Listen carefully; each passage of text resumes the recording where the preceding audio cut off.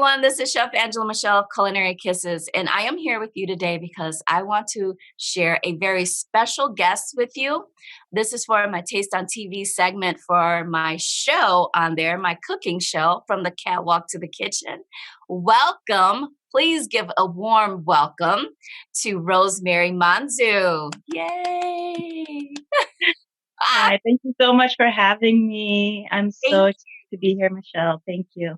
Oh, you're more than welcome. You're more than welcome. So please introduce yourself to the audience. Tell us who you are.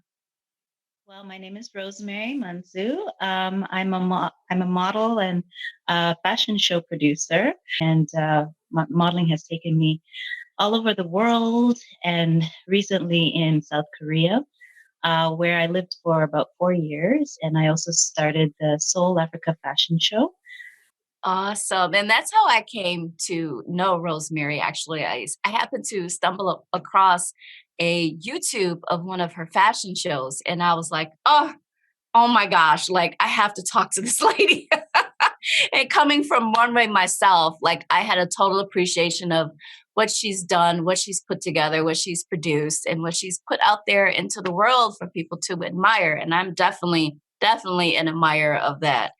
So how did you go from being on the runway to actually producing runway shows? Like what led you to even think about doing that? You know what? It really came from the lack of opportunities for me as a model when I went to certain countries. So I kind of actually started in Germany. When I was living in Germany, there was a lack of opportunities for Black models. And I was getting frustrated with just sitting around waiting for my agent to get me a job. And I'm like, you know what? I'm just going to make my own show.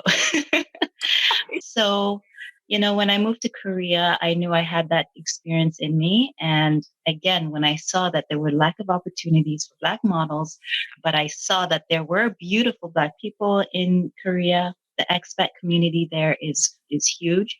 I Wow. thought, and Koreans, they didn't have enough exposure to Africans, to Black people. So I thought, okay, I can probably do something, and that's where it started. Nice. Very, very nice. Okay. And the name of your show is Seoul Africa Fashion Show. Soul Africa Fashion Show. Awesome. Awesome. Okay. So how did you find designers to spotlight in your shows? Because is it for each show you spotlight different designers? Yes, that's right. So each segment is a designer who they show their newest collections, and we will try to do the show more often, but at the moment we do it once a year, Okay. just because it's such a big production. So they kind of just show their year long collection that they have. And yeah, it's amazing to also be able to see that there was a lot of local talent in Korea, Mhm. and for them to be able to have a platform to finally showcase their talent, that was also brilliant. Awesome. Awesome. Is there a fusion in between Korea and Africa, or are you solely concentrated on African? How does it work? How does it come together? Well, it would not be practical, I think, or respectful to not do a fusion Hmm. of Korean and African, being in Korea, uh, Hmm. and also just studying the culture of Korean people and seeing how similar it is to African people. So it just made sense that we combined the two cultures and kind of displayed look how they're similar, how they're similar in in style and clothing and colors and just our culture itself. They're Okay. very community oriented people, very family oriented Hmm. people, and they love food. Koreans love food. It is the staple that holds them together. So Hmm.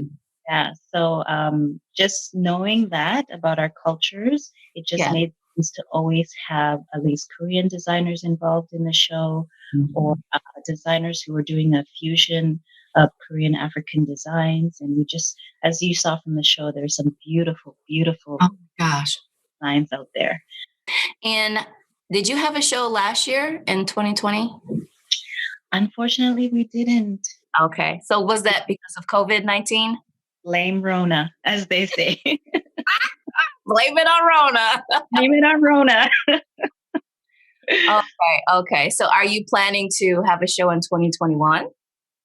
You know what? It really depends on this moment funding, because creating a show of that level Hmm. does require a lot of support, a lot of sponsors, and a lot of funding. So once we can get that all together, we still have an interest there. Okay. We would like to, if we're bringing the show back, it has to be even on a greater level. Hmm. Hmm. Hmm. Okay. And do you have a site or a website even of where our viewers can go if they wanted to support you in your journey with this? Yep, absolutely. So our Instagram is AFS underscore Seoul. You can also go on YouTube to Seoul Africa Fashion Show, and you can actually see the shows there on our YouTube. So please continue to support, Hmm. because with your support, with more people seeing the show and seeing that that's an option for them, we're definitely gonna be able to continue. Okay. Love that. Thank you. Thank you. Thank you. What do you predict for the future of African fashion? Like, do you see a trend? Can you see what's coming down the line? Like, what do you recommend? Yeah, I'm so excited and so proud of how far African fashion has reached globally, Mhm. and its influence on other um, huge name designers. Like the Gucci's, the Burberry's. You can see now where they're actually looking to Africa and African designers for Mhm. their inspiration, and you can see that with the latest collection of the kente cloth. Right. Right? And I was like, no, that's Ganyan. But it's also, it's flattering as long as it's not in a way that's disrespectful. Yeah. Therefore, can't have any more black models. Yes. I'm like, really? Yeah. We don't all look alike. I'm sure there's room for one more. Yeah, exactly.